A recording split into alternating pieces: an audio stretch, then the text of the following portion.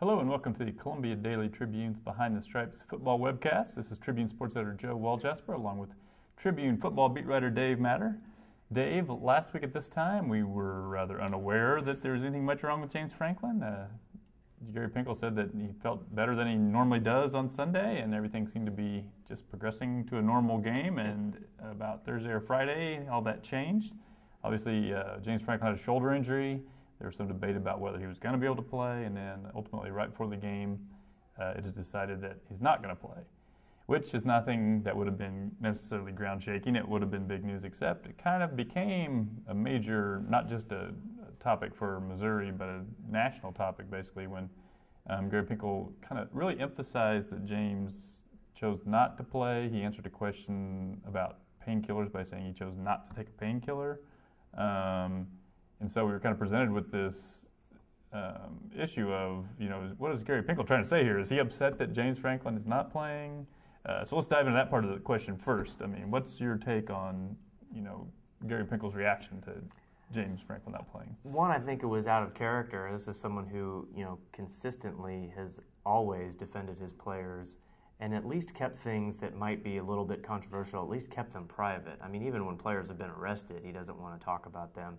And certainly when a player is injured, or in this case, maybe not injured, but just in pain, since there wasn't any structural damage to his shoulder, he would still consistently really defend the player, and not just defend, but protect him. And this was not that. This was different. This was at least to the point where it was open to interpretation of what exactly his intentions were, what he was meaning when he said he didn't want to play. And that statement itself is really a bold statement. I mean, it didn't want to play. There's so many connotations you can take from that.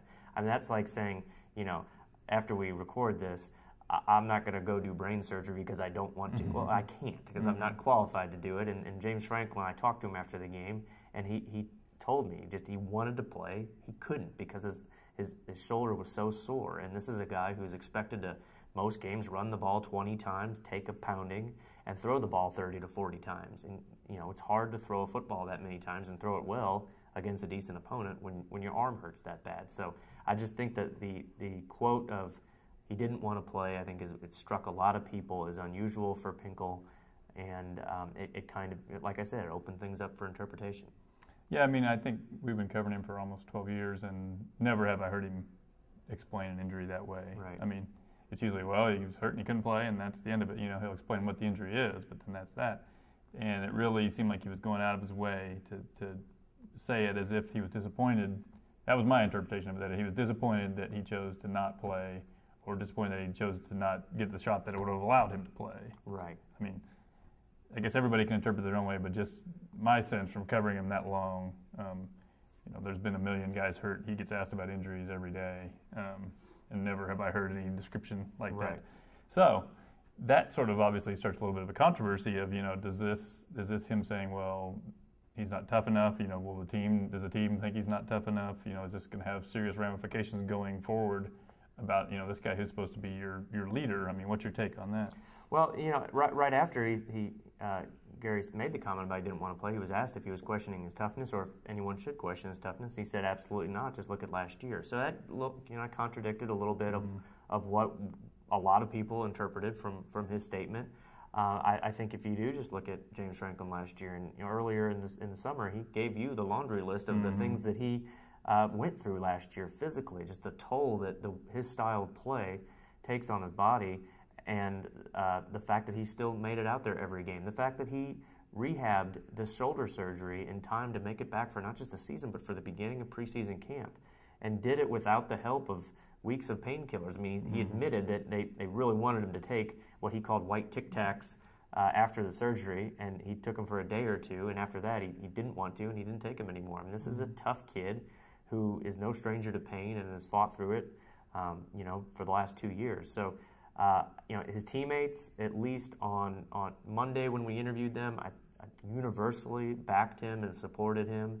Even the ones who admitted that they would have taken a different stance as far as the painkiller shot goes, they still back him because they respect him for the guy that he is and the player that he is. So, it's been a strange situation, and I think he definitely has the support of the locker room. And I personally, I thought it was more courageous not to play and to admit the things that he admitted than it would have been to go out there and throw a couple interceptions and fumble the ball and not play very effectively and put his team in a big hole.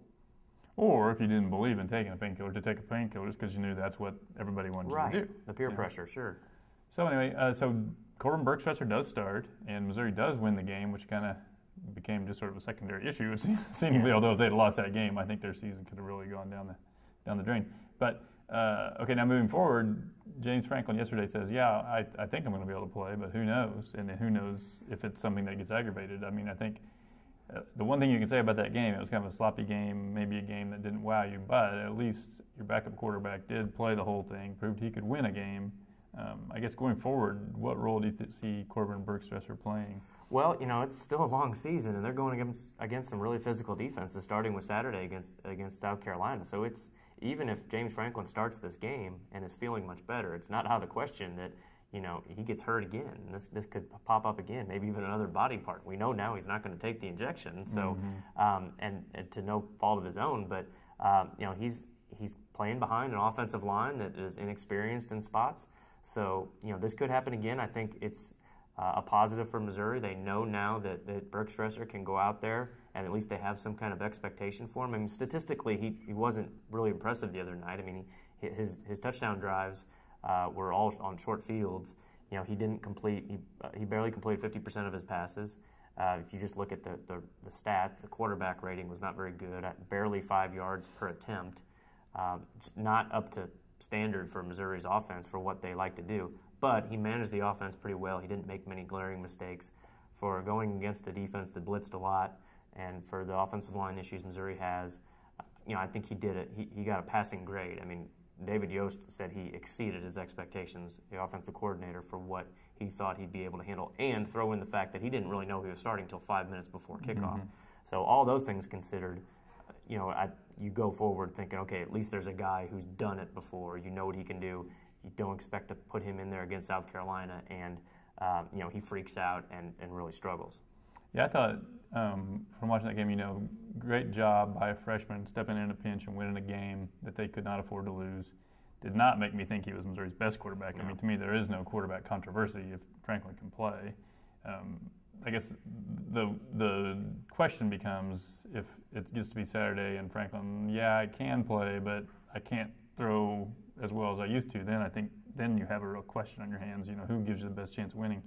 The other thing I think that came out of it was, I think they really do need to call a different game maybe when he's the quarterback than when James. It seemed like they were still calling all these running plays with him, and that's just not his deal. I mean, he's a big guy and he can run with some power. We saw him on the goal line run with some power, but they ran a lot of option with him, and it just wasn't happening. I mean, I think he had 18 carries for 25 yards. There's some sacks thrown in there that are minus rushing yards, but they ran him a lot for a guy. I mean, I just don't quite understand why they're not running their running backs more. And these quarterbacks are the guys you cannot afford to lose, and they are just getting the crap beat out of them. I mean, every game, maybe with the exception of the first one, the Georgia game, and now this one, those guys were just getting pounded. It'd be one thing if you had this big, hulking, experienced offensive line where you knew he could run and get 6 yards and go down easily and really help the offense, but that's just not the situation right now. I mean, he's already getting hit on every pass play, basically. He's getting drilled as soon as and then to load up a few extra runs on top of it, it just seems like you're asking for trouble. Yeah, absolutely. Especially in that game, because Pinkel said, well, we could have put in Franklin at the very end just to finish it off, but other than that, they were going to have to burn the red shirt of Matty Mock, just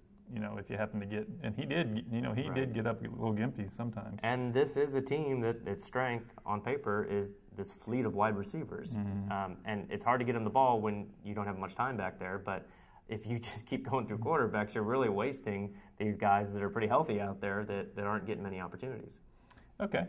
Well, tomorrow's webcast will delve into a little bit more of the issue of painkillers, which is something I think we all knew sort of went on, but had never become such a forefront topic.